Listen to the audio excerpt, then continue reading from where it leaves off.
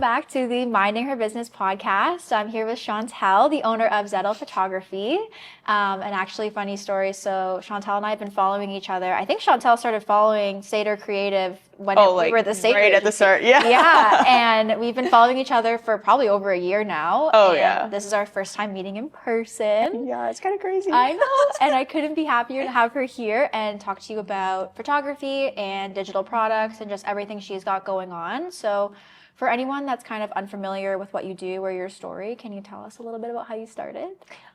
So I kind of started in peak COVID, of course. Always. I was kind of bored around the house, and then I just decided to start taking photos with my phone. And then I was gifted a camera, and I started just getting into photography. And then it was way too busy to be a side hustle, and I said I'm gonna do it full time. And I've just been way busy ever since, and been traveling. Just got back from Hawaii a couple weeks ago. No way. Yeah, been traveling the world, living my best dreams. So.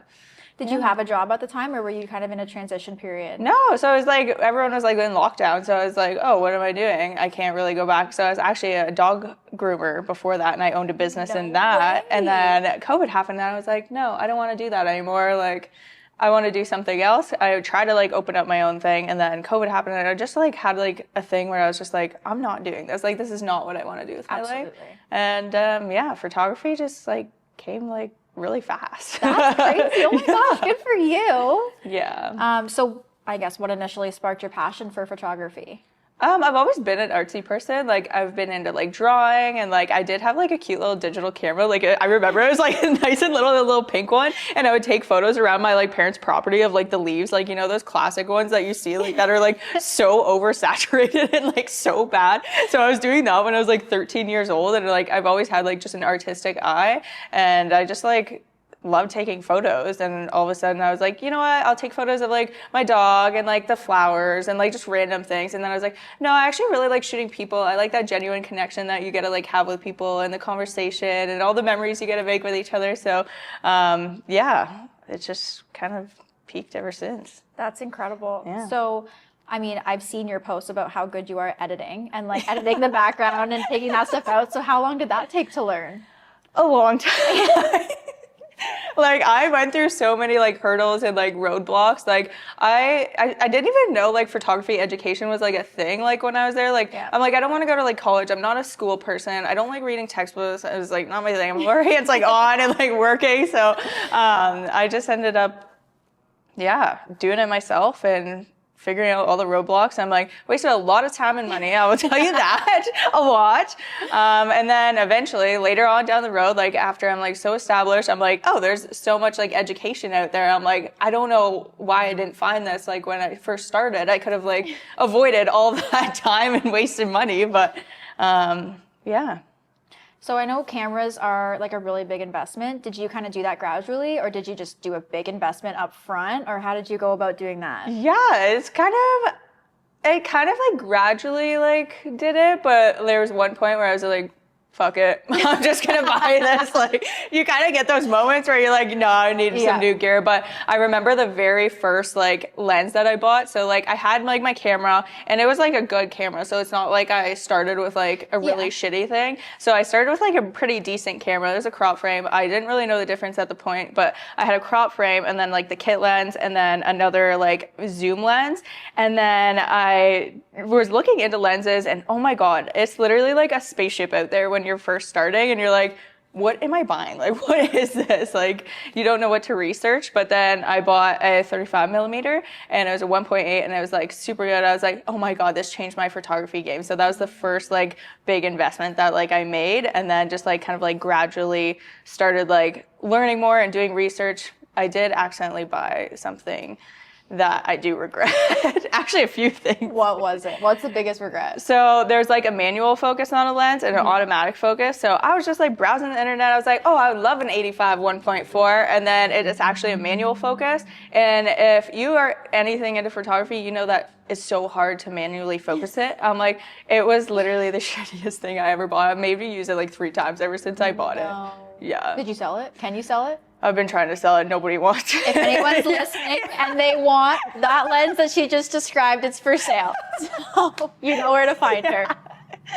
Oh, but yeah, that was yeah, it just kind of gradually like started building. And then I have like 2 full frames now. So you kind of like need 2 for weddings. So I ended up getting another second body. And then I was like, oh, I don't want to get the same one. So then I upgraded that one and then used that one for my second body. So I have like 3 bodies now.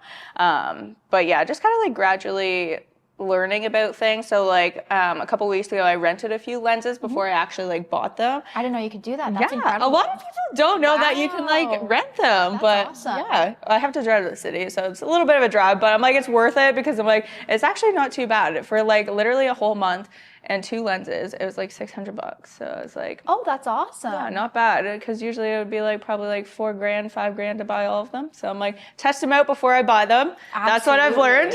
So I bought a camera for when I was first starting the agency. I'm sure you probably when you were Yeah. following along. I wasn't really trying to get into photography. I just kind of wanted to elevate like our social services. So I was doing that, and I bought the camera. I thought I bought like a nice one, and then Keith was playing around with it with his lenses because he obviously has. Keith is our photographer with the agency. Yeah. He's incredible, and he was playing around with mine, and he put one of his lenses on my body, on the body of the camera, and it was a game changer. Yeah. I'm like, oh my gosh, I need this ASAP, and it was just so expensive. I'm like, I'm not. We have Keith now. He has his own lens, so we can let him do that. But I was like, the lenses make a big difference. oh my gosh, it's incredible. So Yeah. that was just insane. So you have digital products, and I'm blown away by them. I was doing some research before we started, and they're great. And what inspired you to start creating those? So basically, like for the last 2 years, I've actually been like outsourcing like a lot in my business. Yeah. So I'm a very business person. As much as I'm passionate about like art stuff and photography, I'm also super passionate about like growing businesses and stuff. Absolutely. So I just like was thinking of like ways to make like a passive income or like ways that I can like repurpose stuff. So I was like, okay, we have all of this stuff that we're currently using in our own business. I'm like, how can I like sell this? So like before I even started that, I like kind of thought about it on Etsy. I was like, oh, I could do like presets. And then I realized, oh my God, this is so much work. Like I tried to make it, and then you have to make like the graphics and then the whole description and the SEO. I'm like, there's so much to this. Yep. So I like kind of like quit on it. Like that was like 2 years ago or something, and then just resurfaced, and I want to say like 3 months ago or so. It's like right at the end of May, start of June. So then I actually have a virtual assistant who had taken all the products that we've made. She actually did all of the work for me. So she's run my whole Etsy. Wow. Yeah. So Can you tell me a little bit? I've heard about the virtual assistants, but I don't really know like what that role would entail. So what does she do for you? she does a lot. So she does like a lot of like design work, basically anything that I need her to do. So like she's done like a lot on my website. Even just like today, she like tweaked like a few things. She's making some pricing guides for me.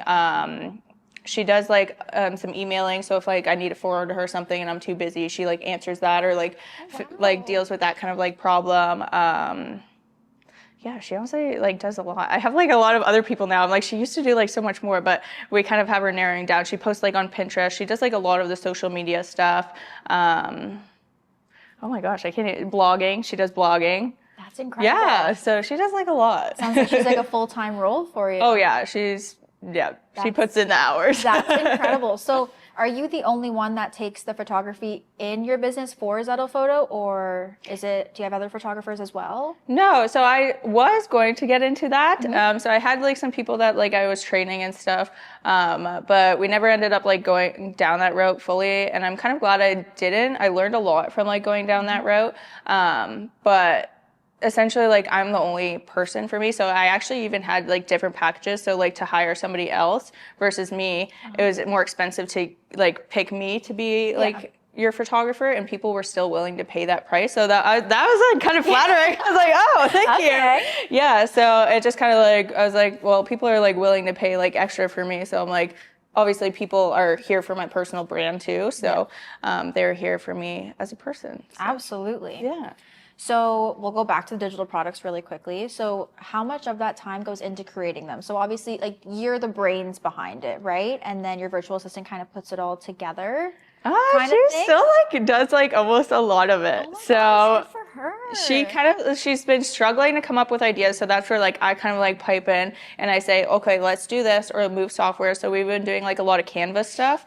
So now recently we're switching to like Show It. So if you know what Show It is, it's like a web like kind of site and you can like build your whole website on there, different like pages and stuff. So it's more complex of like software to use, so we're using like templates in that and filling that like industry, like that kind of gap in like the Etsy kind of like in there. There's a lot of Canvas stuff out there, but yeah, honestly, we kind of like just work really well as a team. So she honestly does like a lot, but wherever like I can fill in is where like I kind of like put my shoes.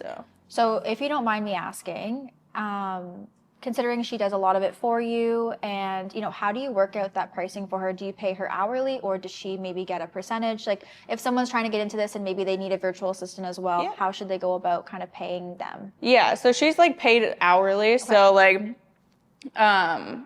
it's kind of like hard to I guess like I never even thought of like kind of like commission kind of based, but for her like she would rather get paid like for the hours in case like it doesn't sell. Absolutely. So it just kind of like works better just to like pay her hourly. And yeah.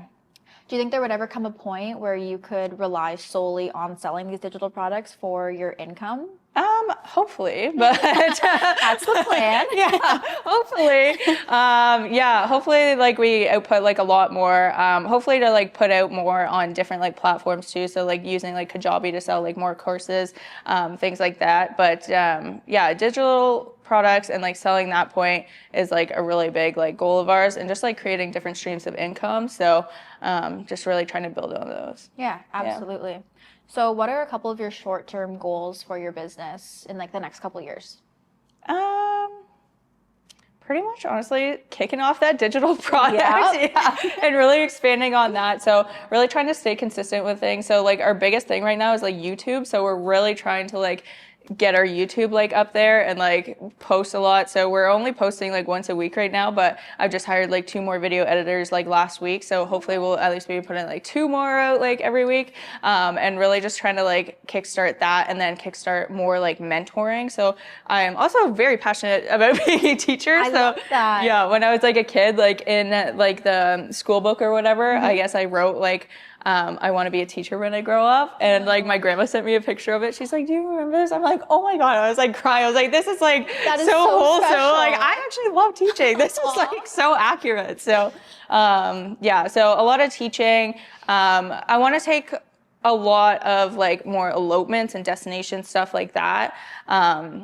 But I also want to take less of it so I can solely like focus on the clients more and like actually building a relationship, because I don't think everything should just be a business transaction, and I think we should actually like have like genuine connections. So those are kind of like the main kind of like overall like outlooks of what we hope to see like in Zettel Photo. But yeah. I have a couple follow-up questions from that. So for the YouTube, so what are you posting on YouTube?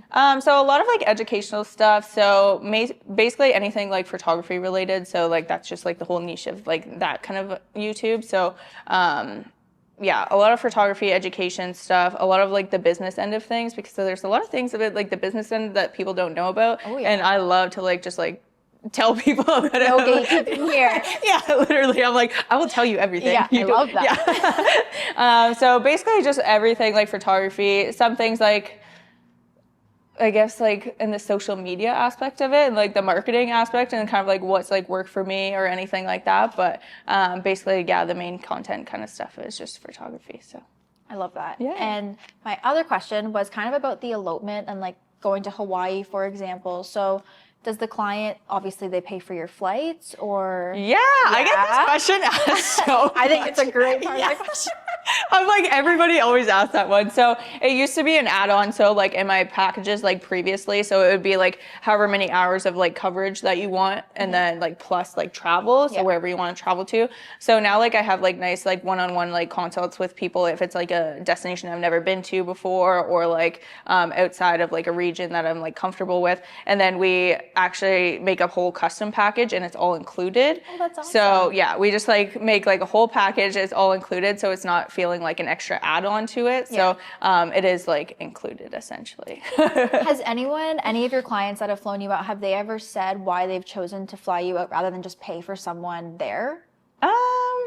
A lot of people is like the personal brand of things. Yeah. It's like they know me, they know like my kind of like style, they like feel comfortable with me. So it's like a lot about like the marketing and the personal like brand that you've built. Like people, you're gonna spend all day with these people. You're literally third wheeling with them all day. So you want to make sure that you're gonna be with somebody you're gonna be comfortable with and that you like don't mind like expressing yourself too. So. I preach personal branding left, right, and center. So you hit the money on that. Yes, that was perfect. I'm like, you guys need to show your face. You need to show people who you are. Yes, show your face. It will get you places, I promise. So what would you say to someone who is just kickstarting their photography career, whether they want to grow it the way you are or they just want to like take photos for people? Like, what's the advice that you wish you could have heard when you were first starting? Oh gosh, there's so much. Tell it all. Tell it all. I really, really wish somebody told me about client delivery software and delivering photos. So I used to, do you have an iPhone? Yes. So do you know like the shared albums? Yes. I used to send photos through there. Well, that's okay. No, it's not. It is not. I'm like, it is the worst like client experience. It is not like fun for me. I'll be like, oh, did you get it? No. Okay, we'll make another one. No. It has some flaws for sure. Oh. We've done the same thing sometimes. It has some So flaws. I'm like, somebody tell me about Pixie Set or PicTime like ahead of time. So I really wish somebody like told me about that aspect of things. And like Honeybook, like it's a CRM, so it has like all of your clients in there. It has like the scheduling tools, your whole calendar's in there. You can create lead forms, contact forms, send contracts, invoices, collect payments. Like it's literally an all-in-one software, and I use it every single day. That's amazing. So you obviously pay a little more to use those platforms. Yeah. And you think it's totally worth it Oh, for like the 100%. client experience? Oh yeah, like way better. I'm like, it's better than paying for storage for like Google or something like that. Like it's all like in one, and yeah, I love it. Honestly, at the agency, we've invested a lot of money in like our softwares that we use to just deliver a better client experience. And yes, it kind of dips into like our ROI, but or our profit margin, sorry, but it's so worth it. And I feel like all of our clients could say the same thing. It's incredible. Yeah, client experience is definitely a big thing. So what's your number one piece of advice for someone who wants to create a digital product?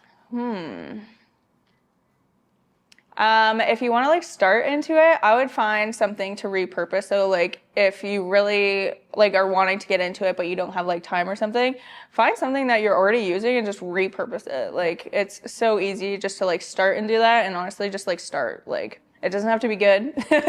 You just got to start and like learn from it. Do you think building out that first digital product was like the hardest one? And now it's kind of, I mean, obviously the VA helps out a lot, but. Yeah, see, that's like where I guess the part comes in. I'm like, when I did it, it was like really hard. And then I just like outsource it. So like I outsource things that I don't like. So I just go right from that. But yeah, honestly, just like starting and staying consistent. So we post a product at least every Friday. Sometimes we'll like post 2 weeks or 2 a week, but we post at least like every Friday and just like stay consistent with that. So That's amazing. yeah. Have you been seeing steady sales on those? Yeah, like it's been pretty good. Like October hasn't like peaked past like September yet, but guess we'll find out at the end of the month. Absolutely.